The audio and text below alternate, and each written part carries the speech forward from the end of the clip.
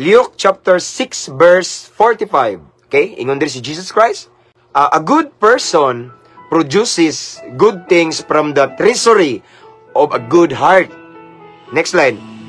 And an evil person produces evil things from the treasury of an evil heart. What you say flows from what is in your heart. Kung unsa ang kondisyon sa atong kasing-kasing, kung hugaw atong kasing-kasing, hugaw sad ang atong isulti. Ang pulong sa Ginoo nag-ingon kung unsa ang nas kasing-kasing, mugawas sa baba. So in other words, kung ang mugawas sa baba, pulong pandaot, unas tanan, ang kasing-kasing anang tawhana, daot na, ming reflect lang, mi gawas lang, mi resulta lang, mi bunga lang sa iyang pagsulti. Kung makita kag tao nga iyang binuhatan, daotan, usa lang papasabot ang naigsoon, daotan sad ang kasing-kasing na evil sad. So ning resulta lang, no? Ang atong binuhatan, igsoon, ang atong gipakita nga behavior, maunay resulta kung unsa ang naa sa tong kasing-kasing. Amen? Manong si Solomon ning ingon mga igsoon sa Proverbs 4:23 ba to? Guardyahi ang imong kasing-kasing, kutob sa imong makit-an mga igsoon, timbang-timbanga kung angayan ba siya nga ipasulod sa imong kasing-kasing. Ayaw kumpiyansa igsoon. Kay once ang imong ipa-absorb sa imong kasing-kasing hugaw, posible pa kang madaot. Kaya ingon man si Jesus, ang makapahugaw sa tao, ang pulong nga ninggawas sa baba. Amen? Mauna siya bantayan. Mauna ingon si Solomon nga, guard your heart. Bantayi imong kasing-kasing, gwardyaki. Kaya posible ang imong gibuhat, nagdepende na sa kondisyon sa imong kasing-kasing. Kung ang imong kasing-kasing dautan, dautan sa kagsinultian.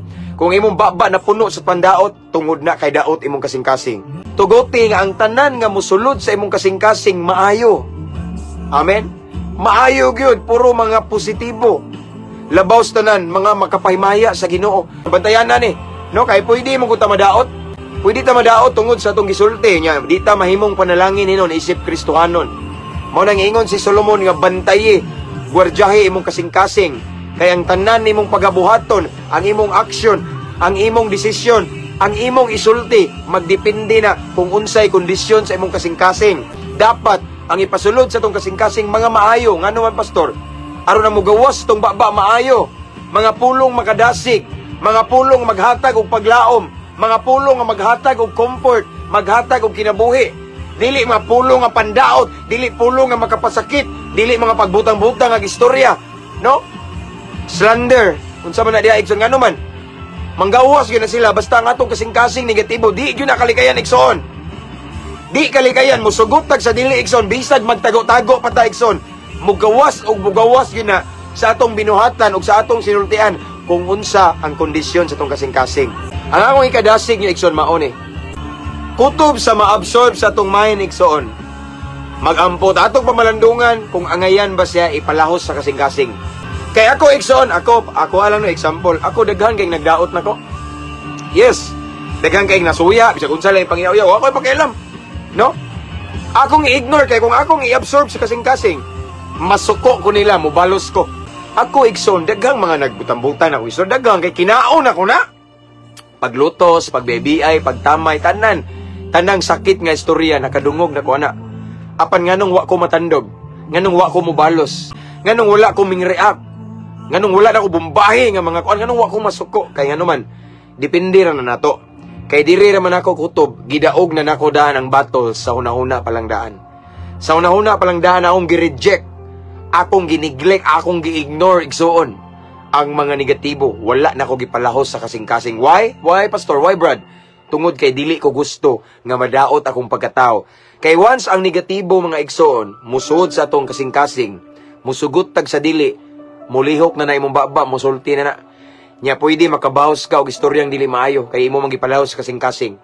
Posible nga maggama ka, magplano ka, mulihok imong lawas, maghimo kag desisyon nga resulta sa kasing-kasing nimo. Nya masuko ka, magdumot ka, ngano man na gipasulod man nimo ang negatibo. Mao nang akong tirada igsoon, ang ako ang gihimo. Every time nga maka-absorb ko, makadungog kog negatibo, akong asawa pasanginlan, dauton, kasuyaan, diri ra na nako gikutob, gidaog na nako sa una-una. Amen. So wala na ko gipalahos sa kasing-kasing. Mao na nga malipayon lang mi, no? Taliwala sa mga unos malipayon mi, wala mi gibuhi nga istorya nga sakit ngano man tungod kay wala na mo gipalahos sa kasing-kasing. Apan kung dili na to gwardiyahan atong kasing-kasing, Kung dili ta magbantay igsoon sa mga pulo nga atong nadungog, sa mga atong nakita nga mga negatibo igsoon, dili ta kabantay igsoon, ato silang gi-entertain og ayo. Wa ta kabantay ning anam-anam da igsoon sa atong kasing-kasing, nya matingata nga mingsulti na ta nga dili na day maayo. Ning lihok ta mi decide ta mi desisyon ta mi buhat ta nga dili na maayo, negatibo na ngano man produkto lang sa atong kasing-kasing. Mao nang bantayanan nato igsoon. Guardyahi ang imong kasing-kasing kay diha nagdepende ang atong binuhatan. Ang atong kinabuhi nagdepende na kung unsay naas tong kasing-kasing igsoon. Ang pinakanindot, parion ginato si Kristo sa tong kasing-kasing. Mao na nindot.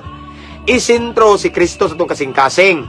Himuon siyang number 1 sa tong kasing-kasing.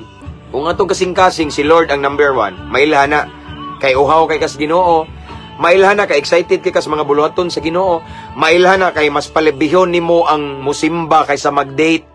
Mailhana kay palabihon nimo ang pagsimba kaysa mag-outing. Mailhana kay palabihon nimong pagsimba kaysa maligog dagat. Kay ngano man ilhana na si Jesus number 1 nimo sa imong dughan. Ngano man mao lagi na kung unsay na sa imong dughan mo gawas. Sa atong sinultian palang igsoon may bawaan nga naa ba kay Kristo. Kung ang atong sinultian himalikason ta, do you think nga naay Kristo na? Di man na mamalikas ang Ginoo. Kung atong baba puro panungo, kabantay mo ron ang tao mamalikas. Live kayo mamalikas, unsay ilang ipamalikas? Yawa.